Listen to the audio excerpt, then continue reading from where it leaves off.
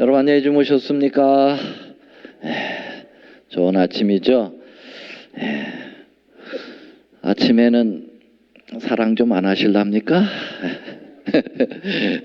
다시 한번 여러분 안녕하셨습니까? 아침에서부터 사랑을 해야지 끝까지 사랑할 수 있죠. 지금 몇 장을 나가고 있습니까? 무슨 책? 아니 무슨 책? 각시대 대쟁투, 각시대 대쟁투 4장을 벌써 공부하고 있습니다. 왈덴스에 대한 공부를 하고 있는데요. 일단 말씀을 읽겠습니다. 홀수절, 짝수절은 제가 읽고 홀수절은 여러분들이 읽고 마지막 절은 같이 읽겠습니다. 또 어떤 이들은 희롱과 책직뿐 아니라 결박과 옥에 갇히는 시험도 받았으며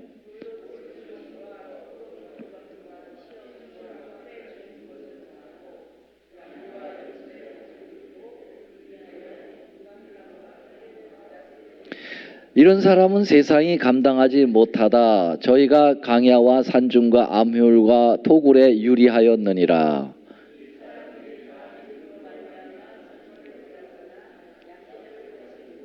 다 같이요. 이는 하나님이 우리를 위하여 더 좋은 것을 예비하셨으니 우리가 아니면 저희로 온전함을 이루지 못하게 하려 하심이니라. 엄청난 그 핍박과 곤고와 환난 속에서도 믿음을 지킨 사람들이 있었다. 그렇게 이야기하죠. 이런 분들 때문에 오늘날까지 그 복음의 횃불이 우리에게 전달되어 온 거 아니겠습니까? 그렇죠? 정말 귀하신 분들이죠. 그래서 하나님의 이 복음의 횃불이 이 창세부터 시작을 해가지고 오늘날까지 우리에게 연결되었다고 하는 사실입니다. 특별히 이 법안교가 이 장기간에 걸쳐서 최상권을 잡고 있는 동안 이 세상은 암흑으로 덮여 있었다. 그래서 이 진리의 빛은 아주 소멸되는 것 같았지만 소멸되지 아니했다. 그래서 어느 시대든지 하나님의 증인들 곧 그리스도께서 하나님과 사람 사이의 유일의 중보자이심을 확실히 믿고 성경을 인생의 유일한 지침으로 삼고 그리고 참 안식일을 거룩히 구별하여 지키는 증인들이 있었다 없었다? 있었습니다. 그래서 그분들이 우리에게 어제 이제 설교회에서도 말씀을 드렸습니다만은 바톤을 우리에게 넘겨줄 수 있게 된 것이죠. 자, 그래서 이 진리의 횃불을 처음에 하나님께서 아담에게 이제 넘겨주셨죠. 아담은 뭐 죄를 죄를 이 지상에 들어오게 한 장본이긴 하지만 회개했을까요? 안 했을까요? 아담이 회개했어요? 안 했어요? 안 했어요? 나중에, 맨 나중에 했어요? 안 했어요? 했죠. 그래서 아담이 회개를 해서 자기 아내 이름을 하와라라고 이름 지어준 거는 창세기 3장 15절을 이해하고 있었다고 말씀드렸죠. 하와의 이름의 뜻이 뭡니까? 산자의 어미 생명이란 뜻이에요. 그러니까 당신이 여자의 후손제를 나타낼 그러한 존재가 아니냐 이제 이렇게 아담이 생각을 한 거죠. 아담은 그래서 이 창세기 3장 15절에 메시아가 오시는 이 진리의 횃불을 그 다음 그 주자에게 넘겨주었죠. 그 주자가 누구였어요? 아벨입니다. 그래서 아벨이 이제 하나님의 뜻에 따라서 제사를 드렸죠. 물론 가인도 똑같이 아담에게 훈련을 받았습니다만 가인은 자기 마음대로 했어요. 그래서 그 바톤을 이제 아벨로 넘어가게 되죠. 그래서 아벨을 이제 쳐 죽이죠. 가인이요. 그래서 이 진리의 횃불을 전달하려고 하시는 분은 하나님이고 방해하려고 하는 존재가 있습니까? 없습니까?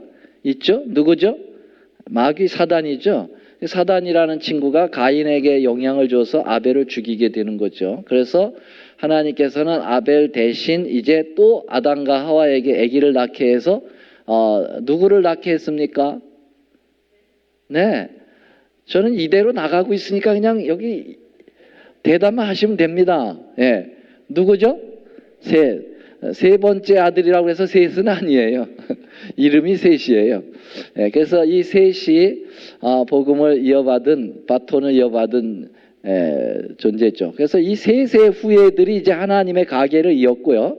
가인의 후예들이 이제 사단의 계보를 통해서 가게 되는 거죠. 그래서 두 양 계보가 나가고 있습니다. 그래서 셋은 그다음에 에녹이라고 하는 인물에게 이제 바톤이 넘겨지게 되죠. 에녹은 하나님을 몇 년 동안 동행했죠?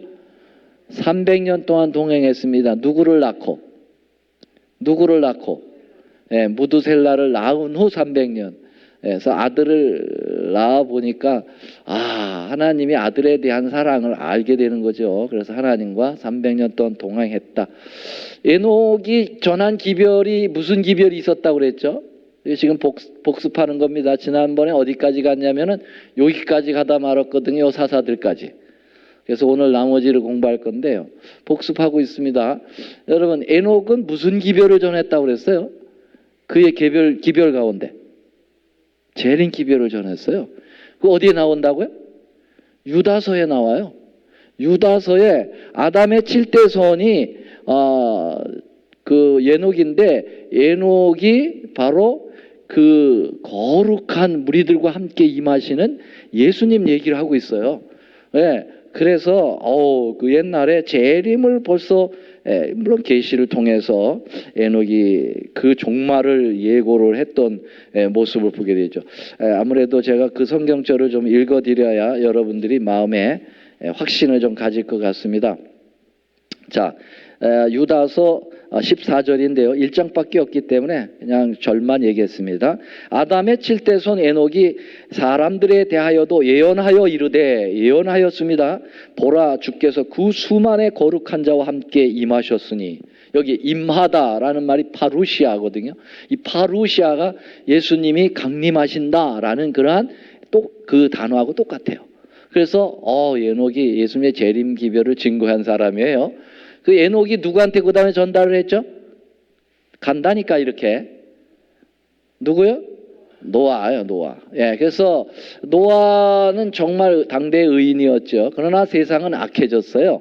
하나님이 어쩔 수 없어서 이 악을 이제 그 심판하셔야만 했습니다. 왜냐하면 악을 내버려 뒀다가는 의인들이 다 죽게 생겼어요. 그래서 이제 하나님께서 다시 심판을 하신데 물로 심판하시죠.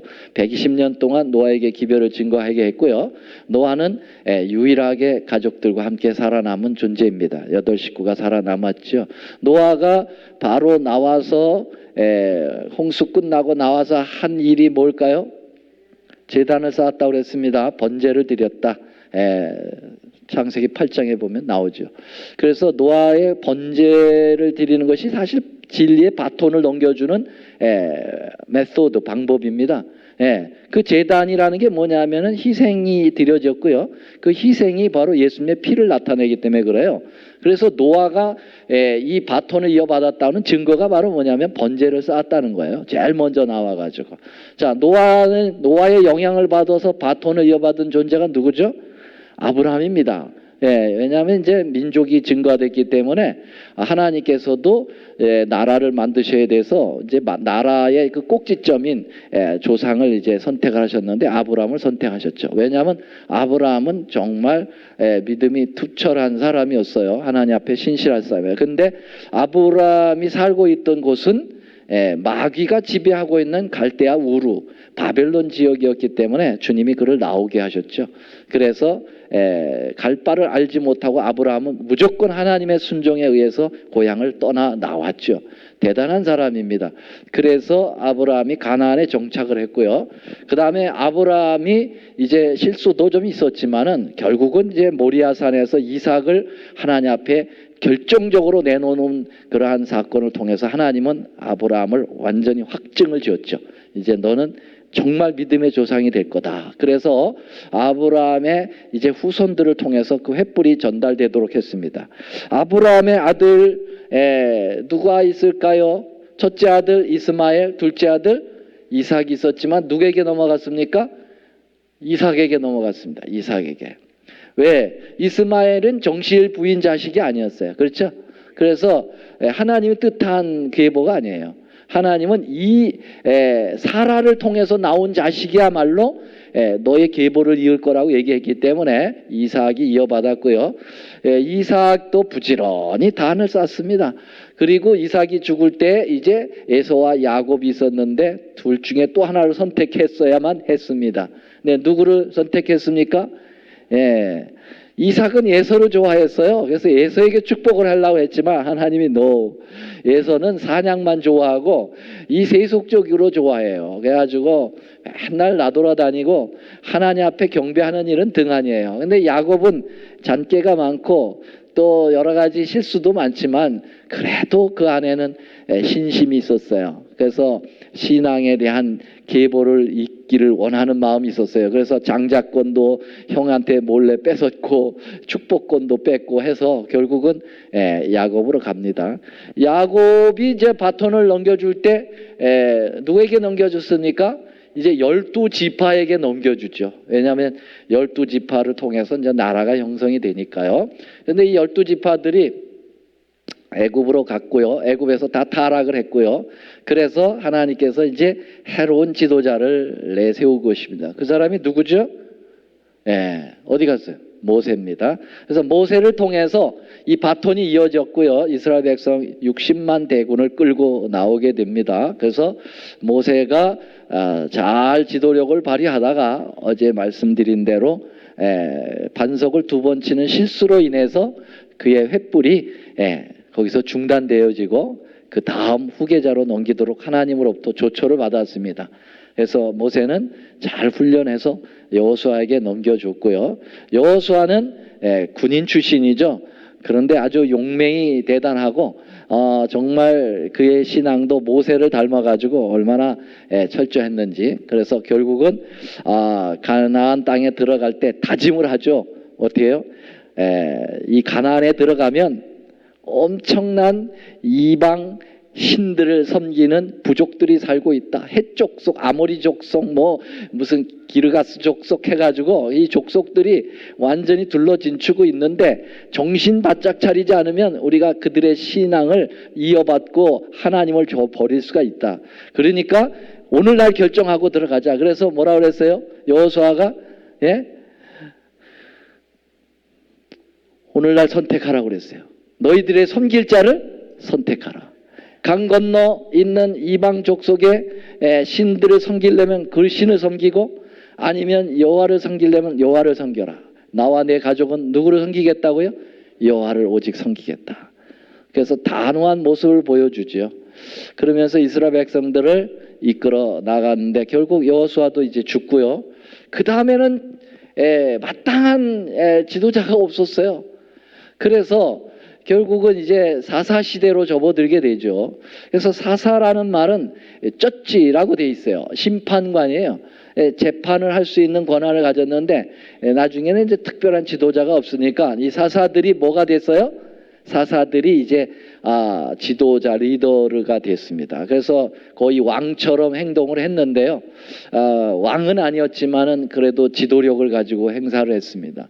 엄청난 사사들이 나왔습니다. 적어도 15명에서 20명의 사사들이 나왔는데 사사들이 다 똑똑하고 다 신실하고 진실한 사사들이 아니라 그 중에는 좀 문제 있는 사사들도 좀 나오고, 그러나 대부분 그 사사들이 이 바톤을 계속 이어갔습니다.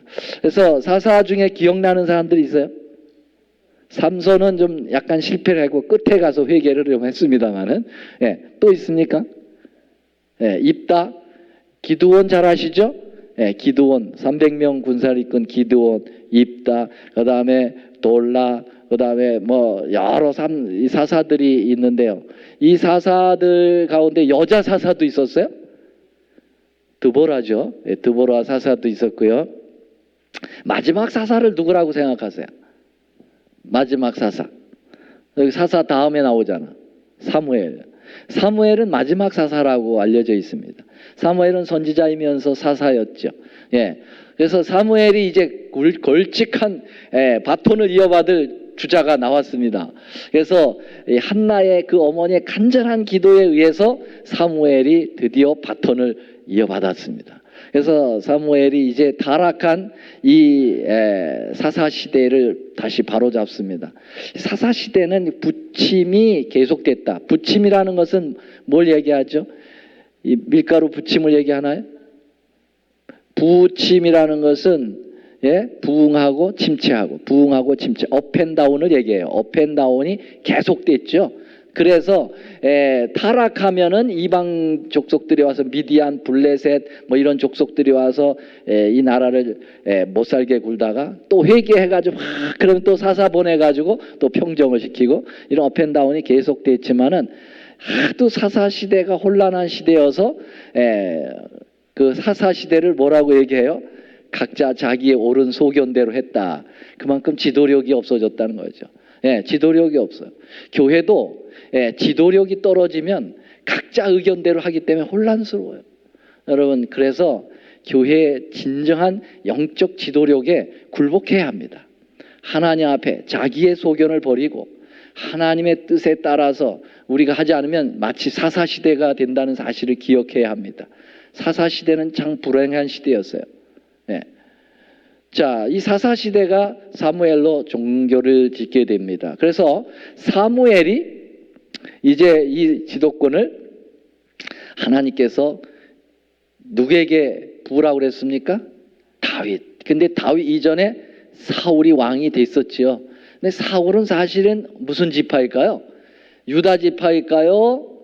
베냐민 지파죠. 베냐민 지파에서 사실은 왕이 나올 수가 없는 거였는데요. 사울을 왕으로 처음 세웠습니다. 하도 왕을 달라고 난리를 치니까 하나님께서 어쩔 수 없이 허락을 하신 것이 뭐예요? 사울이었어요. 여러분, 우리가 기도할 때 하나님의 뜻에 안 맞는 걸 계속 달라고 하면 하나님 결국 주실 수 있어요? 주셔요? 안 주셔요? 주셔요. 그리고 깨달아야죠. 이제 그게 아니구나를 깨달을 때까지 주시는 거예요. 여러분, 그래서 잘못된 거 자꾸 구하지 마시고 하나님의 뜻에 맞게. 그래서 여러분들이 막 구하시고 결론을 어떻게 줘야 되냐? 그러나 내 뜻대로 하지 마옵시고 아버지 뜻대로 해달라고 기도하셔야 돼요. 그 기도가 꼭 들어가야 돼요. 왜냐하면 우리는 어떤 게 옳은 건지 글른 건지 잘 모르니까. 우리는 눈에 보이는 것만 자꾸 시도를 하니까. 그래서 엉뚱하게 사울이 왕이 되었다고 하는 것이죠. 그래서 결국 사울은 끝나고 그 다윗에게 이제 왕권이 돌아갔는데 제대로 된 겁니까? 이제 봤더니 제대로 됐습니다. 다윗은 어느 지파죠? 유다 지파입니다. 그래서 야곱이 이제 예언한 바대로 유다 지파에서 이제 그 홀이 나온다 그래요. 홀이라는 것은 왕권을 얘기하거든요. 그래서 드디어 다윗이 이제 왕권이 이어졌고요. 40년 다스렸습니다. 잘 다스렸죠. 정말 물론 중간에 밧세바를 범하는 실수 있었습니다. 그것 빼고는 다윗이 최고의 왕으로서. 그래서 유대에서 최고의 왕하면 다윗입니다. 그렇죠? 다윗이 이제 예루살렘의 도읍을 정하기도 했죠. 그리고 그 성을 다윗성이라고 했는데 그 예루살렘 성입니다. 자, 이 다윗이 그 다음에는 누구에게 넘겨졌습니까? 솔로몬에게 넘겨졌습니다. 솔로몬은 상당히 유명한 왕이긴 하지만 그는 많은 평생을 거의 타락한 상태로 살았어요. 끝에 가서 회개를 함으로써 솔로몬이 그 이름을 명맥을 유지했죠. 그래서 이 결론을 잘 내야 돼. 신앙은 결론을 잘 내. 과정도 굉장히 중요합니다만은 마치 마라톤까지 끝까지 잘 달려야 되는 거죠. 그래서 솔로몬이 그렇게 많이 타락을 했지만 결론은 못된 게 모든 것이 헛되고 헛되다. 그러면서 해 아래 새로운 것이 없다. 그러면서 전도서 12장 마지막에 뭐라고 고백합니까? 사람이 여호와를 섬기는 것이 뭐라고요? 본분이라고 그랬어요. 사람이 해야 될 도리가 여호와를 섬기는 것이다 하라고 그는 인생을 끝냈어요. 그래서 솔로몬 구원 받을까요? 못 받을까요? 받겠죠. 솔로몬은 예수님을 상징한 인물 중에 또 하나입니다. 자, 이제 솔로몬이 죽고 두 나라로 갈라지게 되었습니다. 그래서 북방 이스라엘, 남방 유다로 갈라져서 쫙 20대 서로 20명의 왕들이 갔습니다마는 그 왕들이 거의 다 타락을 했습니다. 북방 이스라엘은 20명 모두가 악한 왕들이었어요. 그래서 빨리 망합니다. BC 722년에 아수르에서 빨리 망합니다. 그리고 남방 유다가 남았는데요. 남방 유다는 이제 유다 지파와 베냐민 지파만 떨어져 있었죠. 그런 가운데 아주 걸쭉한 누가 나오냐면 선지자들이 나옵니다. 이 선지자 중에서 여러분 많은 선지자들이 있습니다만 여기다 다 열걸 못했어요. 그 선지자들이 그 바톤을 이어줬죠. 그 유명한 선지자들은 이사야, 에레미야, 에스겔, 다니엘 이런 분들이 선지자입니다. 선지자 중에 위대한 선지자, 구약의 대표적인 선지자 하면 두 명을 들 수 있어요. 하나는 모세, 하나는 누구요? 엘리야입니다. 그래서 이 모세와 엘리야는 아주 대표적인 선지자의 인물이에요. 그래서 예수님께서 변화산상에 올랐을 때 두 선지자가 내려와서 예수님을 위로합니다. 누구하고 누구였죠?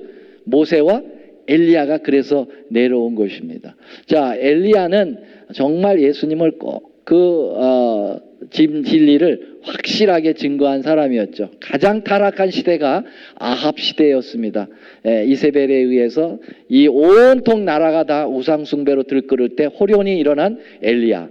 엘리야는 결국은 엘리사에게 넘겨줬죠. 그래서 엘리사가 그 뒤를 이었게 되었습니다. 자, 그러면 이 엘리야하고 엘리사의 요 두 관계가요, 마치 뭐와의 관계가 있느냐면 침례 요한하고 예수님의 관계하고 똑같다는 것입니다. 그래서 여러분 예수님께서 뭐라고 그랬냐면 그 오리라 한 엘리야가 이 사람이라고 그랬어요. 이 사람이 누구죠? 누구를 가리켜서 얘기했죠? 침례 요한을 가리켜서 오리라 한 엘리야가 이 사람이라고 그랬어요. 여러분 엘리야는 세 엘리야가 있어요. 디셉 사람 엘리야, 바로 이 엘리야가 있죠. 근데 엘리야는 워낙 유명한 선지자이기 때문에 그 표상적으로 이 엘리야의 그 사명을 가진 엘리야가 또 온다고 그랬어요. 말라기 4장에 보면은 뭐라고 했어요? 여호와의 날이 이르리니 선지 엘리야가 일어나서 에비의 마음을 자식의 마음을 아비에게 돌리겠다. 그 예언이 나와요. 그렇죠? 그 엘리야가 바로 침례 요한으로 와가지고 선지자의 길을 예비하는 것입니다. 그래서 예수님의 길을 예비했죠. 자, 그래가지고 엘리야가 디셉 사람 엘리야, 침례의 엘리야겠어요. 근데 엘리야는 또 한 번 옵니다. 언제 오죠? 예수님의 재림 직전에 또 옵니다. 초림을 예비하기 위해서 침례 요한이 엘리야의 기별을 가지고 왔고요. 재림을 예비하기 위하여 또 엘리야의 사명을 가진 존재들이 일어날 거라는 거죠. 누굴까요? 남은 무리가 엘리야의 기별을 가지고 있습니다. 그래서 우리가 엘리야의 사명을 가진 존재들이에요. 그래서 이 엘리야의 기별을 가진 존재가 바로 잘 할 때 예수님이 정확하게 오셔서 그 일을 하시는 거예요. 그래서 엘리야는 마치 그 다음에 오는 엘리사를 위해서 잘 준비했습니다. 그래서 엘리사라고 하는 요 인물은요, 엘리야보다는 뭐 덜 유명한 것 같지만은 엘리사는 예수님을 나타내는 인물이었어요. 그래서 엘리샤라는 말이요, 엘이샤라는 말이거든요. 그 엘은 하나님이고 이샤라는 말은 구세주라는 구원이라는 뜻이에요. 그러니까 하나님이 구원하신다는 뜻이거든요. 근데 예수님의 이름이 뭐죠? 예수스라는 말은 여호와 이샤라는 말이에요. 여호와가 구원이시다, 하나님이 구원이시다. 똑같아요, 이름이요. 엘리사라는 이름이 예수님 이름하고 의미가 똑같아요. 그래서 예수님 역할을 했어요. 그래서 엘리사는 예수님이 행한 이적을 똑같이 합니다. 죽은 자도 살리고요. 그 다음에 이 음식을 가지고 수백 명을 먹이는 역사도 똑같고요. 그리고 물에서 이렇게 도끼가 떠오르게 하는 것처럼 예수님이 그 물고기 안에서 이 동전을 하는 것, 그런 거 똑같고요. 하여튼 이 엘리사의 연구를 해보면요, 예수님께서 행하신 이적이 그대로 나옵니다. 예수님의 역할을 한 거예요. 그래서 요 엘리야와 엘리사의 요 그 바톤 체인지 속에 아주 강하게 예수님의 그 초림과 재림의 역사를 표상하고 있다, 그렇게 볼 수 있겠습니다. 자, 그리고 이제 그래도 이제 유다가 막 넘어가려고 할 때 마지막으로 선지자를 삼태기처럼 갖다 붓죠. 그 선지자들이 바로 소선지서에 나오는 선지자 12명의 선지자가 여기 포함됩니다. 누가 있을까요? 호세야, 요엘, 아모스, 요나, 미가, 나움, 하박국, 오바댜, 하박국, 학개, 스가랴, 말라기, 스바냐, 막 이렇게. 그래서 12 선지자들이 그 마지막 넘어가는 유대를 붙들기 위해서 안간힘을 썼죠. 주님께서는 성경에 뭐라고 그랬냐면 선지자를 부지런히 보냈다 그렇게 얘기했어요. 하나님이 어떻게 보내셨다고요? 부지런히 보내셨다. 왜요? 어떻게든지 유다를 넘어가지 않게 하려고요. 그러나 결국은 이 유다가 망하고, 그리고 결국 중간기가 옵니다. 이제 구약 시대가 끝나고 신약 시대까지 약 400년 동안의 공백기가 있어요. 그래서 이 기간을 갖다 학자들은 중간기라고 얘기해요. 그래서 말라기가 이제 마지막 선지자로서 그 기별을 증거하고 침례 요한이 나올 때까지 몇 년이 걸렸다고요? 400년에는 선지자가 없었어요. 그래서 맥이 끊어지는 것으로 생각했죠. 그러나 드디어 침례 요한이 나타나면서 이 바톤을 꺼져가는 불을 다시 지피게 되는 것이죠. 그래서 침례 요한이 왔고요. 침례 요한의 사명이 엘리야의 사명을 가지고 다 하고, 그 다음에 누가 오셨을까요? 예수님이 초림하시는 것입니다. 그래서 예수님이 초림하셔서 이제 그 33년의 짧은 생애 동안에, 공생애는 딱 3년 반이죠. 이 3년 반 동안에 당신의 구원을 다 이곳에서 완성하셨습니다. 그리고 그 횃불을 누구에게 넘겨줬습니까? 12 제자에게 넘겨줬습니다. 그래서 12 제자들이 이 횃불을 가지고 이제 교회를 형성하죠. 그래서 초대교회가 나왔고요. 이 초대교회를 통해서 복음이 예루살렘에서 사마리아로, 사마리아에서 유다로, 유다에서 소아시아로, 소아시아에서 로마로, 로마에서 땅끝까지 번져나가면서 횃불이 쫙 퍼지게 됩니다. 그러게 되니까 이 마귀가 놀래가지고 말이죠. 핍박을 시작합니다. 그래가지고 어떻게 했어요? 이 교회를 잔멸하게 들죠. 그래서 교회가 어려움을 겪게 되는 것입니다. 그런 가운데 교회는 이제 어디로 들어갑니까? 카타콤으로 들어가게 되고요. 약 200년 동안 지하에 교회가 있게 됩니다. 그러나 교회는 불 끄지 않았어요. 200년 동안 이 굴 속에서, 이 파놓은 인공굴 속에서 그들이 살았지만은 신앙의 열정은 더 불타올랐어요. 그래서 그들이 그 지하에서 결국은 복음의 불씨를 계속 남기다가 어떻게 했어요? 사단이 이제 작전의 실수를 인정하죠. 왜냐하면 죽이고 또 죽이면 끝날 줄 알았는데 죽여도 더 믿고 더 믿어요. 그래서 더 저변 확대가 되니까 이제는 타협 정책을 해서 콘스탄틴을 일으켰고, 콘스탄틴에 의해서 교회가 지하에서 지상으로 올라왔고, 지상에서 올라온 교회들이 어떻게 해요? 잘 될 줄 알았죠. 그러나 마귀의 작전대로 타락하기 시작했어요. 세속화되기 시작했다. 그래서 진리가 완전히 세속에 섞이게 되었다. 그래서 슬쩍 올라온 교회가 로마 법안권이었고요. 이 법안권은, 이 교환권은 이 사단이 만들어낸 최고의 걸작품입니다. 이것은 사단이 마지막까지 활용할 자기의 무기입니다. 그래서 지금까지도 그 악의 영향력이 가톨릭을 통해서 세계를 지배하고 있죠. 그래서 많은 사람들이 또 한 번의 혼란 속에 이제 계속 빠지게 되는데요. 이러한 가운데 이 법안권이 중세 시대를 휘잡아 갑니다. 여러분, 중세 시대라고 하는 것은요, 얼마나 긴 시대냐면 거의 1200년의 그러한 긴 기간입니다. 1200년 동안 이 암흑의 기간 동안에 하나님께서는 횃불의 주자들을 놓쳤을까요? 안 놓쳤을까요? 절대로 안 놓치죠. 물론 소수입니다. 아주 극소수죠. 그러나 불씨는 계속 하나님께서 꺼뜨리지 않으셨다는 사실입니다. 그래서 이 불씨를 중간에 잘 연결해준 위대한 사람들이 누구였다고요? 왈덴스인들이에요. 자, 그래서 이 왈덴스인이 제가 왈덴스인을 좀 말씀드리고 싶어서 이렇게 엄청난 역사의 배경을 이제까지 해온 것입니다. 그래야 왈덴스인들의 의미가 뭔지를 여러분들이 왜 하나님 왈덴스를 일으켰는지를 이해를 해야만 이 왈덴스의 중요성을 이해가 되는 거거든요. 여러분, 왈덴스인들은 정말 이 복음의 진리의 횃불을 전달하는 데 있어서 엄청난 역할을 한 거예요. 왜 그러냐면은 그 장구한 세월 동안에 꺼질 수 있는 불을 그들은 끝까지 붙들었기 때문에 그래요. 어느 시대의 사람들이 다 이거 다 훌륭하시지만은 이 왈덴스인들의 역할을 정말 극소화시키면 안 됩니다. 이거예요. 그래서 각시대쟁투의 책에 여러분 왈덴스 4장을 읽어보면요, 엄청난 양이에요.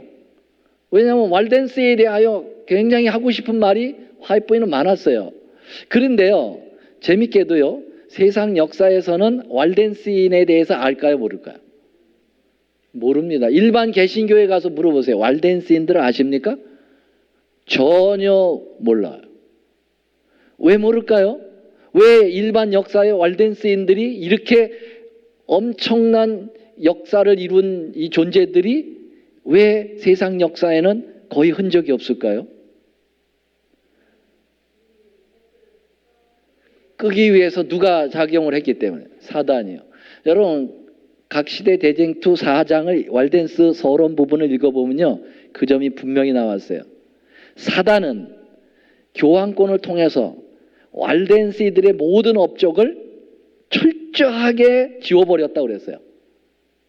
그래서 오늘날에 거기에 대한 기록이 거의 없는 거예요. 세상적으로 찾아보면 기록을 찾아볼 수가 없어요. 그래서 저도 그게 의구심이 있었거든요.